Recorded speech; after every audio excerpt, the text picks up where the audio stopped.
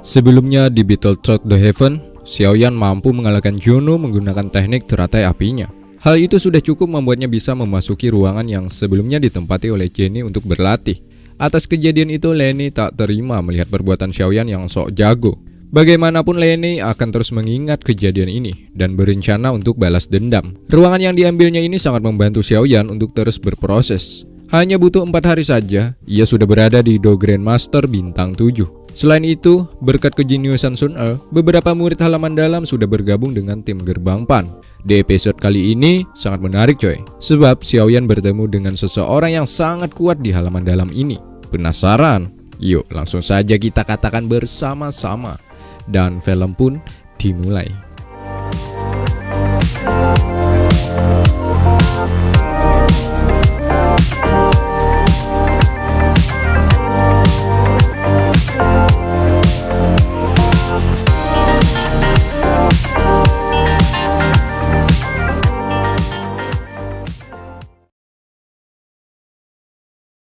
Ya, orang-orang dari Aula Jiwa. Lantas Sun Er menanyakan kepada Tetua Ling bagaimana sekti Mystic Cloud bisa terjerat dengan mereka. Tetua Ling juga tak tahu persis alasan kenapa semua itu bisa terjadi. Namun menurut perkiraan Tetua Ling, hal ini sudah lama berlangsung. Tapi kebanyakan orang khususnya di sekti Mystic Cloud tidak mengetahui akan hal itu. Begitupun dengan Yun Yun, kemungkinan besar ia tak mengetahui akan semua ini. 连宗主云韵也不知晓，不过似乎来往时间不算长久。此事云岚宗内知道的人也不多。 Atas apa yang dijelaskan oleh Tetua Ling, membuat Sun Er semakin memantapkan keyakinannya. Atas hilangnya Tuan Xiao alias ayahnya Xiaoyan ada hubungannya dengan sekti Mystic Cloud. 那么萧叔叔的失踪，定会与他们有关。如果他们真和云岚宗有牵扯的话，不可能什么都不表现出来。 Nah, sampai sini akhirnya tujuan Sun E bergabung dengan keluarga Xiaoyan lantaran benda ini coy. Sampai hari ini Sun E sudah 10 tahun bergabung dengan keluarga Xiao, namun tak juga mendapatkan benda tersebut. Tetua Ling pun menanyakan tentang benda tersebut. Sebab sampai saat ini, Sun E tak pernah memberikan informasi yang valid. Bahkan Tetua Ling sudah beberapa kali mendengar di klan mereka tentang ketidakpuasan atas kinerja Sun E selama 10 tahun. 族中已有不满的事。 可宁却一直没有提供任何消息。 Sontak saja membuat mata Sun E menyala berwarna kuning. Hal itu sudah cukup menggambarkan bahwa Sun E sudah melenceng dari tugasnya. Ya benar, mungkin karena sebuah rasa cinta, sehingga Sun E mengurungkan niat awalnya. Alasan kenapa klan Sun E ingin mendapatkan benda itu masih belum dijelaskan secara rinci coy. Entah itu demi kebaikan atau kejahatan. Sun E memindah pembicaraan, yakni dengan merahasiakan atas kerjasamanya sekti Mystic Cloud dengan Aula Jiwa. Begitupun dengan Tetua Ling, ia selalu patuh akan perintah dari Sun E. Sementara di lain tempat ada Xiaoyan sedang murung. Ia tak tahu di mana keberadaan ayahnya. Berkat benda inilah, yakni benda yang dicari oleh klan Sun E, sehingga bisa merasakan bahwa nyawa ayahnya masih selamat, namun tidak dengan keberadaan juga keadaannya. Saat itulah Sun E datang secara tiba-tiba. Sun E melihat benda yang ia cari selama ini. Lantas Sun E pun menanyakan alasan kenapa Xiaoyan bisa memiliki benda giok peninggalan Kaisar Kono Tosei. Xiaoyan pun menjawab, "Kau mengenali benda ini?" Sun E pun langsung mendekati dan menanyakan kembali dari mana Xiaoyan mendapatkan benda tersebut. Xiaoyan 哥哥，这玉你从哪里得来的？ Xiaoyan dengan jujur mengatakan, saat keluarga pindah, tetua memberikannya kepada Xiaoyan, dan tetua menyuruh untuk menyimpan benda ini. 家族迁移时，长老所给，让我保管。怎么了？ Selain benda ini penting dan juga berguna bagi Xiaoyan sendiri, sebab hanya dengan benda ini Xiaoyan dapat mendeteksi keadaan ayahnya. 这玉日后你不要在任何人面前拿出来。 Sun E pun mencengkram erat tangan Xiaoyan. Ya, Sun E meminta kepada Xiaoyan untuk menyimpan benda ini. Dan satu permintaan Sun E kepadanya, yakni untuk tidak mengeluarkan benda tersebut kepada siapapun. Jika ada yang melihat benda ini, maka nyawa Xiaoyan akan berada dalam bahaya. Sebab para master yang mengetahui akan hal itu pasti akan memperebutkannya. Xiaoyan bingung, kok bisa? Bukankah benda ini simbol dari keluarga Xiao? Di sini Sun E hanya bisa berkata dalam hati, untuk melupakan niat awalnya. Mana tega Sun E mengambil benda tersebut. Sedangkan Xiaoyan hanya dengan benda itu bisa mendeteksi ayahnya. Inilah yang namanya cinta coy. Sun E tidak menjelaskan secara rinci rahasia giok tersebut. Namun Sun E berjanji, jika kelak Xiaoyan dapat mengatasi sekti Mystic Cloud, maka ia akan mengatakan semua misteri yang ada pada benda tersebut juga tentang asal-usulnya. Singkatnya, Xiaoyan meminta Yao Lao untuk menjelaskan misteri giok ini. Ya, Yao Lao juga tak tahu persis misteri pada giok ini coy. Namun menurut Yao Lao, batu giok ini ada hubungannya dengan Kaisar Kono dari 1000 tahun yang lalu, yakni Kaisar Kono Toshi. Tak segan-segan, Yao Lao menyamakan kedudukan pemimpin kekaisaran itu dengan dewa. Ya, bisa dibilang orang itu memiliki kekuatan Dudi, yakni kekuatan terkuat yang ada di muka bumi. Mungkin karena itulah Yao Lao merasakan benda yang ada di tangan Xiaoyan ini salah satu peninggalan sejarah dari kekaisaran Kono. Tapi ini sepertinya hanya sebagian saja. Artinya, masih banyak sebuah misteri di balik ini semua. Pantas saja ya kan, yang disebutkan oleh Sun Er sebelumnya, yakni menyuruh Xiaoyan menyimpan benda ini. Jika Xiaoyan tidak hati-hati, maka semua orang akan merebutnya, termasuk orang-orang dari kota Jianan sendiri. Selain itu, Yao Lao juga yakin benda ini sangat berguna bagi kelangsungan kultivasi Xiaoyan di masa depan. Melihat dari kekuatan Xiaoyan saat ini, sepertinya sangat sulit untuk memecahkan misteri yang ada di dalamnya. Singkat cerita, ada Wu Hao, Hu Jia, dan Sun Er. Hu Jia kesal kepada Wu Hao karena ia terlalu boros menghabiskan energi api. Apalagi energi mereka semakin hari semakin terkuras.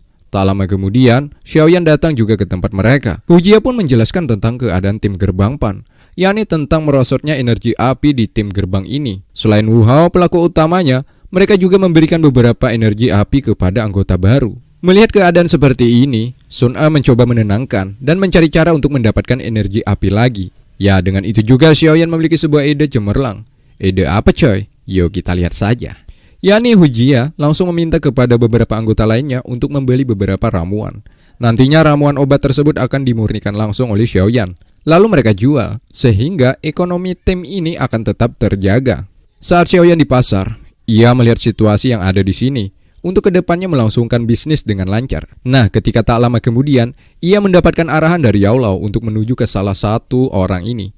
Ya, sepertinya ada benda yang bagus bagi Xiaoyan coy.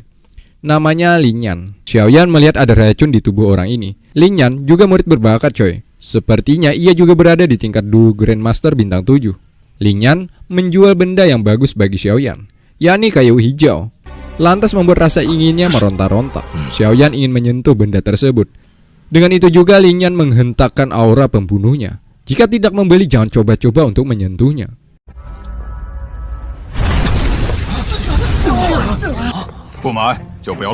Ya, racun api yang ada di tubuh Lin Yan ini membuat emosi seseorang tak bisa dikontrol lagi. Di sini sempat Xiaoyan meminta kepada Lin Yan untuk menukarkan benda tersebut.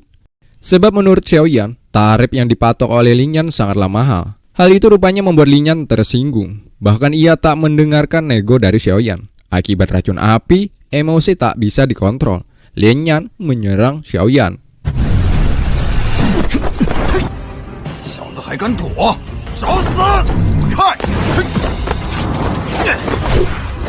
Nah, ketika di puncak amarah Lin Yan, Xiaoyan pun sekali lagi mengatakan, yakni ditukar dengan sebuah pil penyembuhan racun api. Seketika tangan Lin Yan terhenti.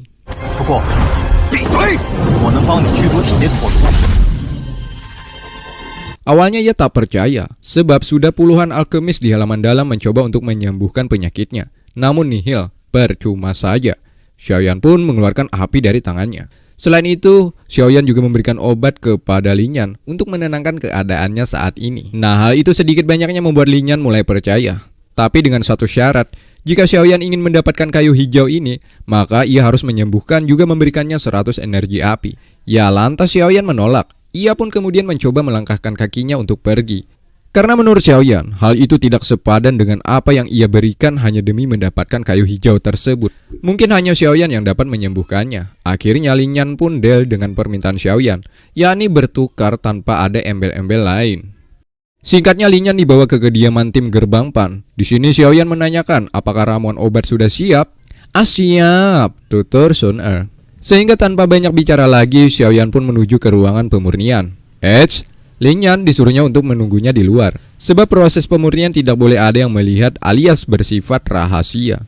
Sementara Lin Yan menunggu di luar, Xiaoyan langsung memurnikan ramuan yang sudah dibeli anggota lainnya di pasar. Selain membuatkan pil untuk Lin Yan, Xiaoyan juga membuat pil untuk mereka jual.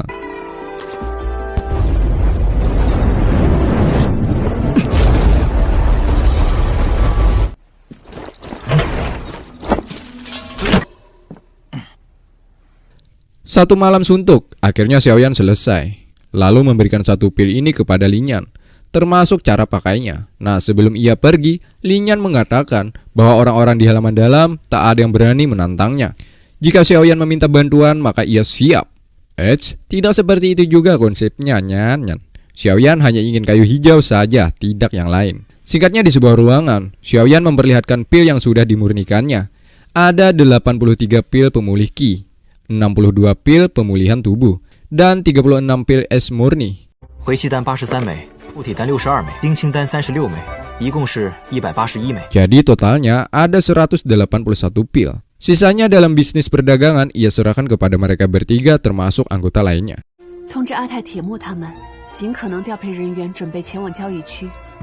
Sementara itu ada dari tim lain sudah mengetahui tentang persaingan dalam perdagangan pil. Sebut saja namanya Ahmad. Ya, Ahmad. Ahmad geram setelah mengetahui bahwa tim Gerbang Pan menjual pil lebih murah dibandingkan pil miliknya.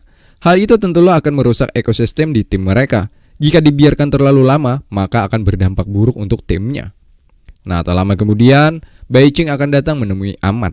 Sepertinya Bai Qing akan membicarakan masalah kerjasama untuk melongsorkan tim Gerbang Pan. Entahlah. Dan film pun bersambung.